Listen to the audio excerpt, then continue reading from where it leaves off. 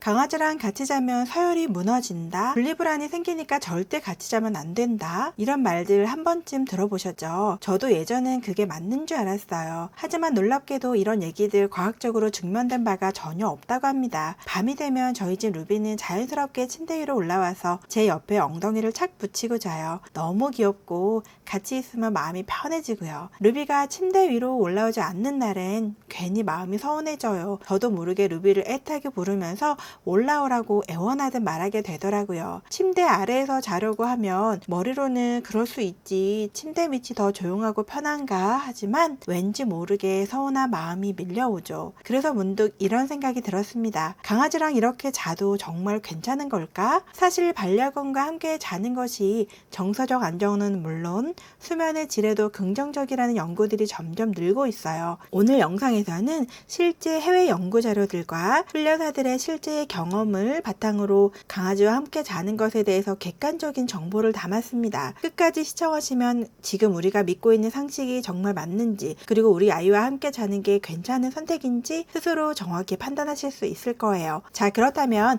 강아지와 함께 자면 뭐가 좋은지부터 알아볼게요. 1. 심리적 안정감과 정서적 위로. 강아지랑 자는 건 단순히 귀엽고 정이 들어서만은 아닙니다. 실제로 마음의 안정과 정서적인 위로를 주는데 큰 도움이 될 수 있어요. 특히 스트레스를 많이 받거나 불면을 겪는 분들에겐 강아지와 함께 자는 시간이 진짜 치유의 시간이 되기도 하죠. 특히 외상 후 스트레스 장애 PTSD를 겪는 분들에겐 반려견이 큰 위로가 된다고 해요. 실제로 미국에선 외상 후 스트레스 장애를 겪는 폐역군인 227명을 대상으로 하는 임상 연구에서 강아지와 함께 지낸 사람들이 악몽이 크게 줄었다고 응답했습니다. PTSD 증상 자체도 더 크게 감소한 것으로 나타났습니다. 이 내용은 미국 의학 논문 데이터베이스 PubMed에 등재된 공식 임상시험 자료를 바탕으로 한 이야기예요. 감성적인 이야기만이 아니라 과학적으로도 충분히 검증된 사실이라는 점 기억해주세요. 2. 정서적 건강과 감정 안정. 반려동물은 단순한 애완동물이 아니에요. 그 존재 자체가 불안과 외로움을 줄이고 정신건강을 지지해주는 정서적 동반자입니다. 특히 반려동물과 교감할 때 우리 몸에선 옥시토신이 분비돼요. 이게 스트레스를 낮추고 마음을 평온하게 만들어주는 거죠. 특히 포근히 안긴 채 자는 스킨십, 그 따뜻한 교감이 심리적 안정감을 극대화한다는 연구도 있습니다. 우리가 강아지를 껴안고 자는 걸 좋아하는 이유는